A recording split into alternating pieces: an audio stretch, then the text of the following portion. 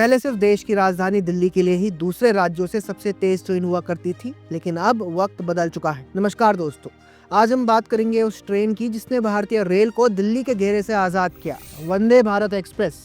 ये सिर्फ एक तेज गति वाली ट्रेन नहीं है, ये भारत के हर कोने को जोड़ने वाला एक विजन है। ऐसा हम क्यों कह रहे हैं, ये जानने के लिए आज आप बस पैम्पलेट पर ये विश्लेषण देखें। और आगे बढ़ने से पहले एक सवाल का जवाब जरूर दीजिए, क्या आपने अभी तक वंदे भारत में सफर किया है? आपका इस ट्रेन पर क्या ओपिनियन है, कमेंट में जरूर लिखिए। मित्रों, 70 सालों तक हमारी प्रीमियम ट्रेनें राजधानी, शताब्दी, संपर्क क्रांति ज्यादातर दिल्ली को केंद्र मानकर चलती रही, मानो देश का शेष हिस्सा केवल दिल्ली तक पहुंचने का एकमात्र रास्ता बन चुका हो। उदाहरण के लिए 25 शताब्दी ट्रेनों में से 13 दिल्ली से चलती थी या वहीं खत्म होती थी। लेकिन क्या कभी मुंबई से बेंगलुरु या वाराणसी से चेन्नई जैसे प्रमुख रूट्स पर कोई तेज और प्रीमियम ट्रेन थी? नहीं। वंदे भारत ने इस तस्वीर को बदला है। अब ट्रेनें दिल्ली की मोहताज नहीं, वे भारत को भारत से जोड़ती हैं। वंदे भारत एक्सप्रेस दुर्गम मार्गों पर सफर को भी संभव बना रही है। उदाहरण के लिए श्रीनगर कटरा वंदे भारत, पहले ये रास्ता 6 से 8 घंटे का था, अब सिर्फ 3 घंटे में सफर पूरा होता है। यह ट्रेन चेनाब ब्रिज और बनिहाल टनल जैसे दुर्गम क्षेत्रों से होकर भी गुजरती है। बेंगलुरु मंगलुरु अब तक सिर्फ धीमी ट्रेनें ही इस मार्ग पर चल पाती थी, लेकिन अक्टूबर 2025 तक विद्युतीकरण के बाद वंदे भारत इस कठिन घाट मार्ग पर भी चलेगी।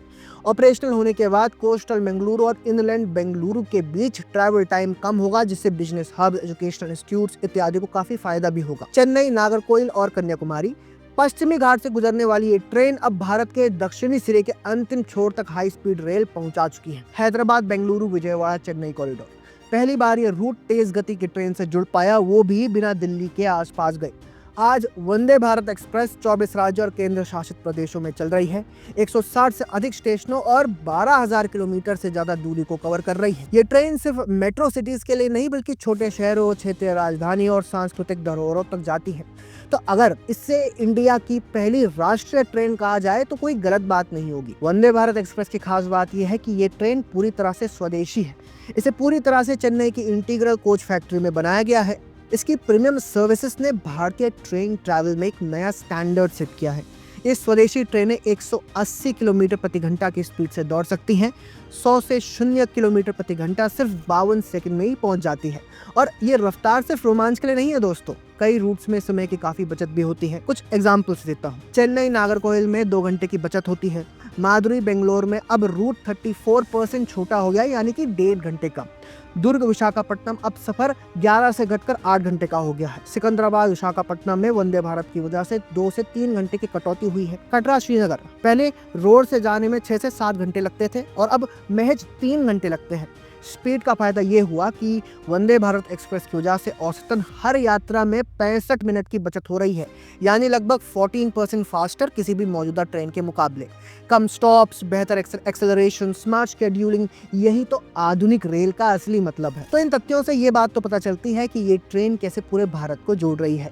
वो अलग बात है कि इस ट्रेन को काफ़ी क्रिटिसाइज किया जाता है कि ये तो एलिट्स की ट्रेन है, लेकिन अगर हम देखेंगे तो कई रूट्स में इस ट्रेन की ऑक्यूपेंसी 100% रहती है और कई मामलों में इफेक्टिव सीट टर्नओवर 183% तक पहुंच जाता है।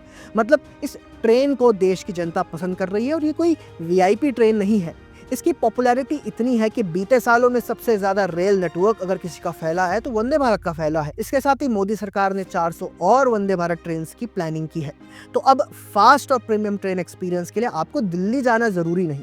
अब श्रीनगर से नागरकोइल, बेंगलुरु से वाराणसी, हर क्षेत्र आधुनिक भारत की स्पीड में भागीदार है। इस विषय पर आपकी क्या राय है, कमेंट्स में हमारे साथ जरूर साझा करें।